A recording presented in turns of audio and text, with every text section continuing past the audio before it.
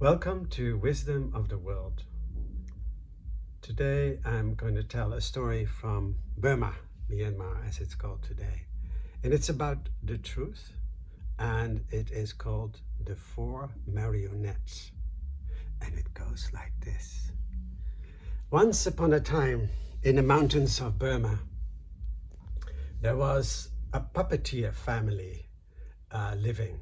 Father, mother, and the son, Ang, made puppets and big wooden, beautifully crafted puppets, and they sold them to circus artists, puppeteers, children in the surrounding villages.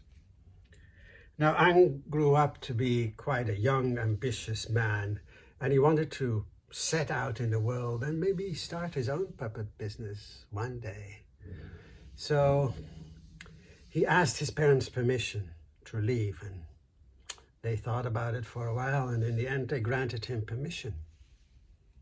And so when the day came to depart, his mother made him, like a survival package, he says, to make sure you don't become skin and bones. And the father gave him quite a remarkable present. He gave him 4 puppets, 4 marionettes. And the first one is Daiwa, a famous Burmese angel. And the second one is called Yocha, who is a legendary giant known for his power and his strength. And the third marionette was called Sogi. And Sogi is a well-known magician in Burma, known always wearing his red robe and a white staff. And the 4th puppet is called Khema. Khema is an old hermit. All he had is a begging bowl, which he used to beg. So Ang strapped the 4 puppets on the outside of his backpack, and he set off into the world. Mom and Dad, of course, were very sad to see their son go, but that's the way of life. So he walked and he walked and he walked, and that night he came to a tree. And he thought, well, maybe this is a good place. He wondered whether this was a good place to spend the night. So he just looked at his backpack, and he saw out of the corner of his eye, he saw Daiwa, the Burmese angel, and he said, do you think this is a good place to camp? He just sort of said it absent-mindedly, and he didn't expect an answer, but a second later there came an answer from Daiwa, who said, well, dear Ang, if you want to stay here, I think you should really have a good check around this place before we stay here. And he looked around and said, what? And he sees the angel Daiwa moving ahead. And then he looks, and also all the other puppets slowly started to come to life. Hoa clenched his big fists, and the magician just sort of, flexed his muscles, just getting to be less stiff. And the hermit Khema just looked out wide into the sunset. So, surprised by the wonders of the world, he thought he better follow the advice that was given to him. So he really checked out very carefully where they were going to camp, and it didn't take long before he saw tiger tracks in the soil all around. So he was quite scared, and he thought, okay, let us go way up in the crown of the tree to spend the night there. And so they did. Him, the backpack, the 4 marionettes. He wasn't very comfortable up there. In the middle of the night, he woke up and he sure heard 2 tigers coming around and just sort of scratching at the bark of the tree. So the next morning, he really thanked the 4 marionettes and says, thank you so much for all the good advice. And he set off through the mountains of Burma. And when they came to a ravine, they saw a caravan laden full with all kinds of riches, beautiful carpets, beautiful jewelry, everything. And Aang said to Yoga, this is such an unfair world, you know. I wish more than anything that I could also, have those kind of luxuries. And Chowa nodded, and then he said, okay, watch this. And the giant started to stamp his feet onto the ground, and the ground started to shake as an earthquake, and all the whole caravan and all the merchants on the caravan started to get afraid, because if there is an earthquake, then an earthquake, it could mean flows of earth blocking the road or covering. It's scary. And it didn't stop. He went on and on and on. And then in the end, all the merchants got so mortally afraid, they left everything and they fled. So Aang and the puppets walk up to those caravans, and Aang thought, is this now all belong to me? And he touched all the fine fabrics, and he tossed a few gold coins around and put on a nice necklace. And then he heard a bit of crying somewhere, and he walked to the back of the caravan and he lifted the tarpaulin, and there he looked into the face of a young woman. That was Mala, the daughter of one of the merchants who had panicked and fled. And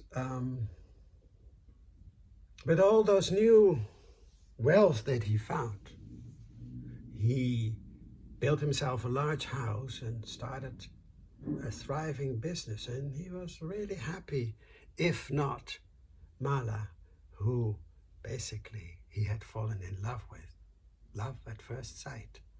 But she didn't say a word. So his happiness would have been complete if Mala would have spoken. But she didn't, and he hoped that, over time, maybe she would get used to this life. And he mentioned it to his puppets, and they all said, nah, just forget it, she'll come around. But he still tried. He kept spoiling her with gifts and presents. But no, she would not speak. And during one of those, let us say at least, uncomfortable, silent dinners, all of a sudden Mala spoke. And she said, please, give back the stuff that belonged to my father. You have much more now than he ever did.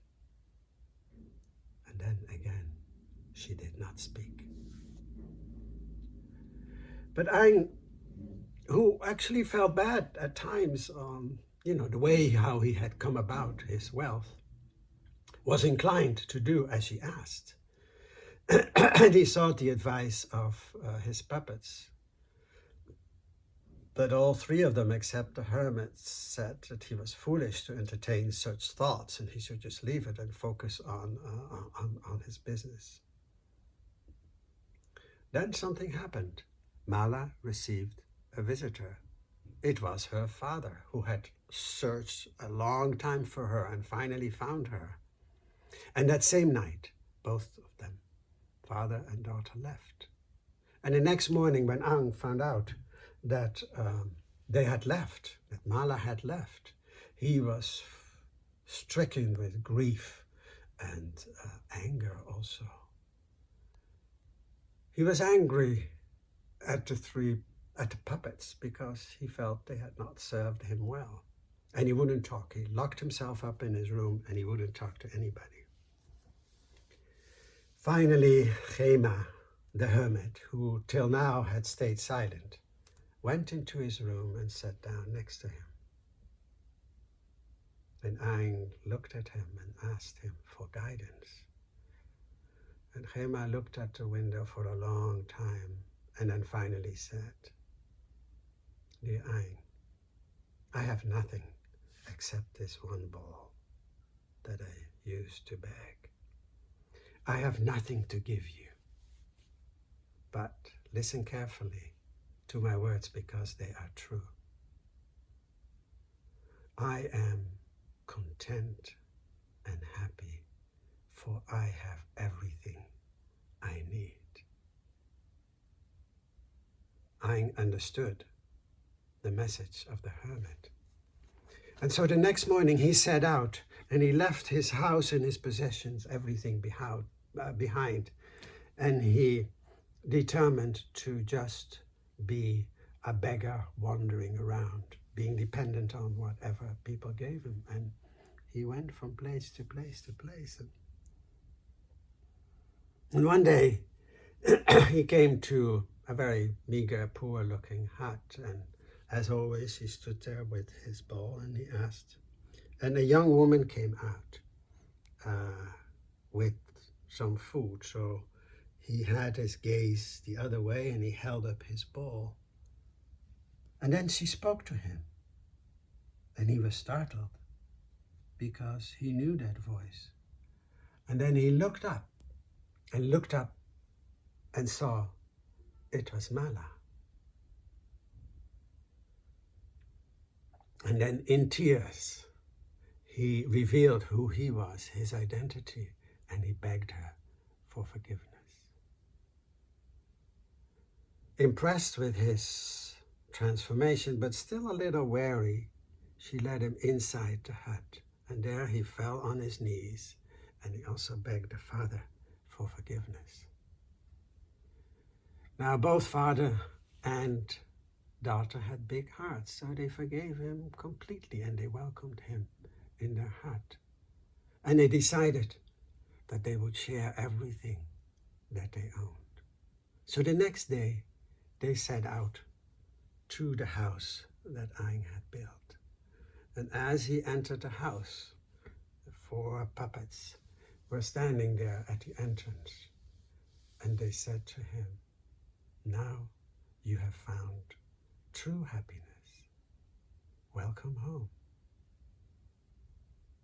So the takeaway of this story is living the truth is the only way.